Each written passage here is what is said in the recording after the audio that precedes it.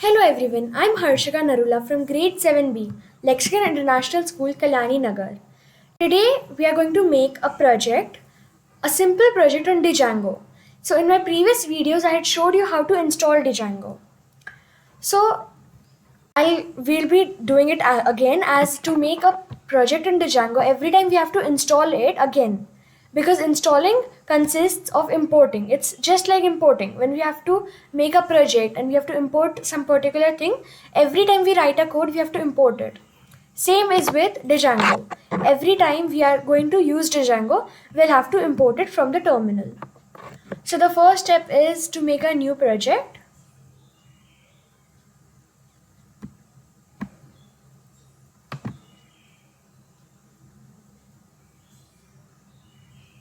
We'll do a new project. We can give any name to it. I will give Django underscore project and I'll create it.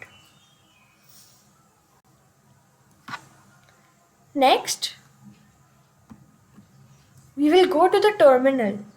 Let's wait for it to load. It might take a minute. Now in the bottom left, third last, we have the terminal. So when we click on terminal, we get a place to enter a code just like CMD. CMD, for those who don't know, is a command prompt for our laptops or computers. We can get to it by writing CMD over here in the search box. Now we'll write pip install Django. Make sure you write double L in install. It is the command prompt. Next, so basically in this line we are installing Django from a big library, or you can say a holder called pip. So you can see it is saying collecting and using. So it's importing it into this project. Every time we make a project, it imports it again. So it's saying installing collected packages and a few packages. So you can see that when we install Django, we also collectively install a few more packages that we can use in our codes. So in this code, we're only going to use Django, but in the next codes, we might also use these. Next, it is asking us if we want, we can upgrade it and get a newer version. So we'll just copy this line, paste it, and then we'll get a newer version of it. It might take a minute.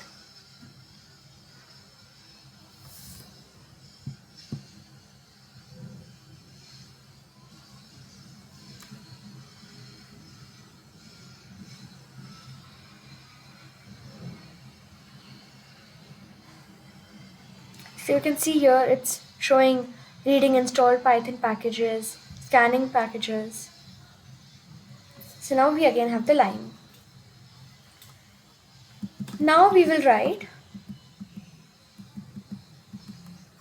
Django-admin start project website. So this is a line that we are writing to make a directory over here. Now you'll ask why we can't directly make a directory, because we are making a directory through Django, not through Python. So we are writing Django-admin start project website. Instead of website, you can write anything you wish. And then you click enter. So that's just like a name of the project. It can be anything as you like it. And then this name, you'll see it appears over here. When you click it, it will only have one directory, which is website. And as you can see, there will be a few files in it. These are all the files that are produced or given to us by Django to use. So like we have settings.py in which the settings of this whole program are there. So we can change it in case if we want some changes in the project. Next, we will write cd website. Instead of website, whatever name you have given, you have to write that. So what does this line do? This line basically says, as you can see in this prompt line, beside project there's also website. this line means that now we will be going inside this directory. So first, if we write anything, we'll be going inside the project. But if we write cd website, that means we want it inside this directory or this project. It could be anything. And then we will write Django-admin start app home app. So now we have successfully installed Django. Now to check if it is actually installed or maybe we have some error in our code, we will write the line python manage.py run server. This is a line used to run every time we write a code. And if your code is correct, then like mostly if it is correct, it shows http 127.0. So http will be shown every time, and this is the link of the server. So as currently I am using a local server, it will every time give me 127.0.0.1, and the next one can vary. So we'll click on it. And as you can see, it is showing the install worked successfully. So we have installed Django and now we can use the code.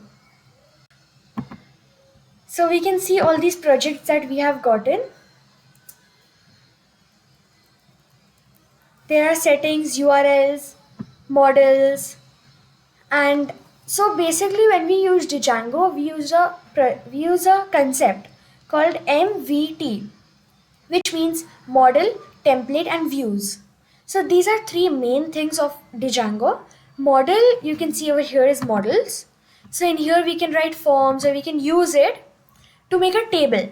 What kind of table? We make a table to store data that we cannot store in small variables, because variables can only hold one thing, but tables can hold a large data. And then we have views. So views holds all the Python code of our project. It can be anything. It can be maybe if you are making a game, if you are making a login app, if you're making anything, you use all the code in views. So you can see there's already one line written here. We will be using views in this code, but it will be later on. And then the last is template. You will not find template anywhere over here, because we make template ourselves. So how we make it? We go to website, we do a right click, we make a new directory called template, and inside that we have all our HTML files. So we'll be using template in our future codes, but for now we don't have template. So first we'll be going in views and writing the code of views. So first we have to make a function. Our function can be called anything. So currently we'll just write def home. For those who don't know, we use def to define a function. And then we have colon. I'll just do pass while I'm explaining so that it does not show an error.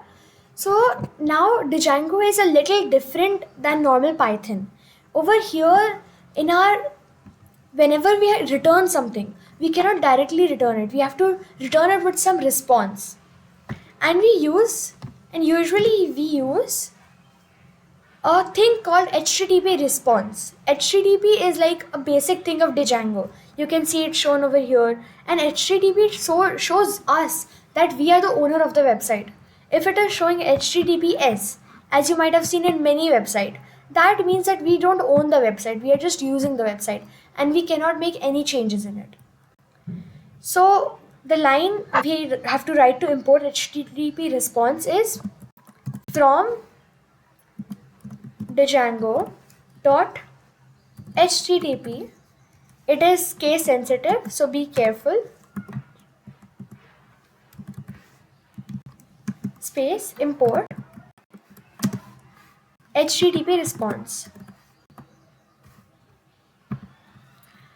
Now we have these two lines that we're going to use in this small code.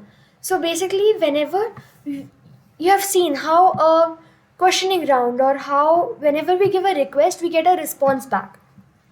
So that is the same concept we're going to use in HTTP response. Like for example, when you ask a question, you expect an answer in return in the same format. So in the same way, we are going to get a request. I will explain it more in detail when we write the next codes in URLs.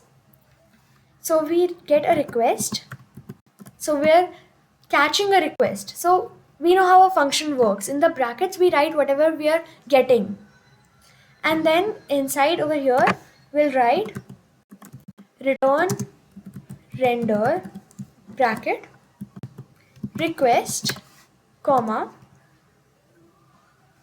This is a normal, and then we can write the template name and the thing we're passing. This is the normal code that we write to pass a particular thing. Like if you're using templates, that means we're using HTML.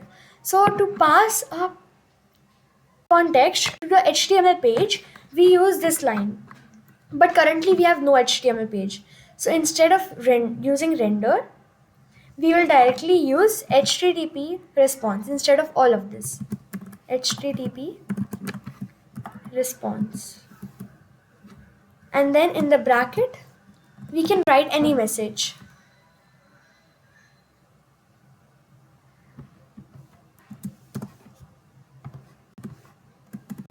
There's an error in the spelling. Yes. Now, in the bracket, we can write any message we like. I will write, hi, this is my Django based website. You can write, hi, my name is Harshika, or hi, my name is ABCD. You can write anything. Next, we will be using the URLs of website. So as you can see, there's already a little code given here, better than views at least. And over here now, what we're basically doing is that we're going to use three things over here. The third thing is URLs in the home app. You can see no URLs in the home app. That means we have to make a URLs ourselves. So what URLs does? Why do we need two URLs? Because both the URLs will connect this whole project together. So we have to give the same name to it.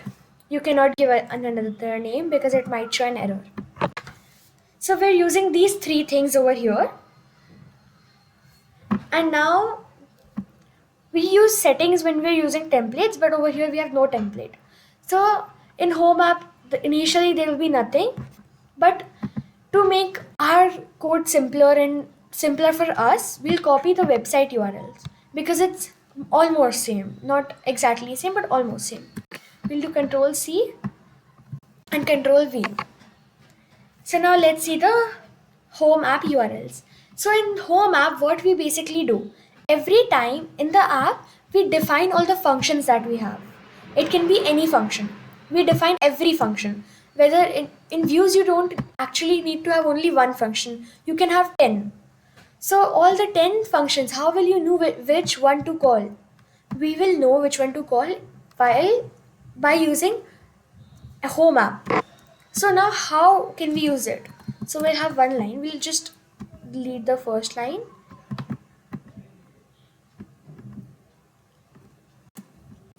So path bracket. We'll leave the first quotes empty. First parameter will be empty. If you ask me why, well, that is the reason because why we use this first parameter is because we have many programs or many pages. So all these pages in the HTML cannot be linked together. As we are using Django and we have a local service, it cannot be linked. All of the pages cannot be linked together. So we use this line, and ahead of this, whatever we write, I will show it in both the ways. So first let's just keep it empty, and then we write views dot home and then comma name is equal to, you can write any name in quotes. So the name won't come in use for us right now, but later on when we use this program in an actual code, then it will come in use. Next we go to website URLs. So first for this time I'll not show you how to use this, or if we'll keep it empty, how it will work. and then once we have run it, I'll show you how it works also. Now in website URLs. So in website URLs, we already have one line. We can either delete it or keep it. So in the next line, we are also going to use include. So now to import include, we'll have to write this whole line again. The second line, it's exactly the same. So instead of that, we'll just use comma and write comma include. So we are including both path and include in the same line, which makes our life easier. Now path bracket, first parameter will be empty.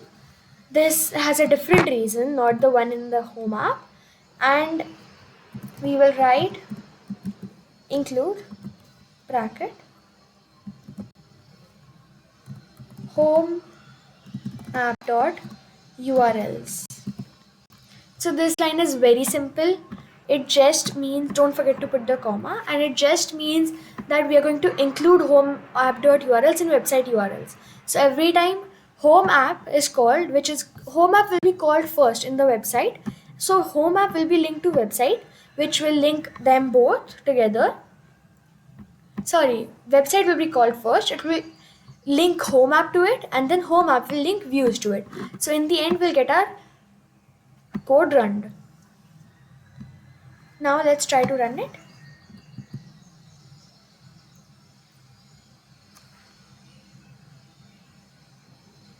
Oh, so we forgot to import views. So now you can see that over here it's giving an error, name views not defined. Now you will say that views is over here, I've given the correct spelling, but no, you also have to import views. Now how to import views if it is in the same project already? So we write from dot. Now what is dot? Dot is all of these projects combined. So when you import from dot, you can't import dot as it is, because then you can't import all of these together. That will give an error. So from dot import views. So now you'll see the error will be gone. Yes, now we click on this link. So it's showing, hi, this is my Django based website. Exactly the line I asked it to display. Now we're already in home app, so we'll just try to write over here Harshika. I would have said home, but that would create a lot of confusion, name, home, views.home and all that. So Harshika, and now we'll try it again. We'll click on this and it is showing page not found. Why page not found? Because there is no path showing what should be shown in the empty string. When it is empty, when there is nothing out of this, what should be shown? We're not telling that. So instead, if I write over here, giving a slash Harshika, which is the same name I have given over here, and then click on enter, it is showing me my website. Because we use this first parameter as a way to get to know different pages. Now, if I have only the empty one, I'll keep it empty for now. If I only have the empty one, then from the next time when I want to try a page or when I'm getting an error in a page, I will not know which page it is because I only have one defined. And usually it gives an error when you've not defined functions, because you need to define every function for the user and the customer or client to understand which page is running currently. I'll show you once again how it is used. And you can see the line is here. We'll also try to change the line and see if it works. So I'll delete everything and then just leave the Django website.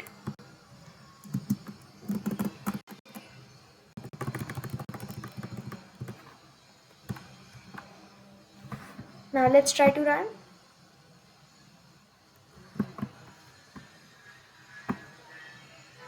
So it is showing me Django website. So I hope you like this project, and I hope you like and subscribe to my channel for more videos that I'm going to make. And for Django installation separate, I've made a video, so please watch it. And Thank you and have a nice time coding.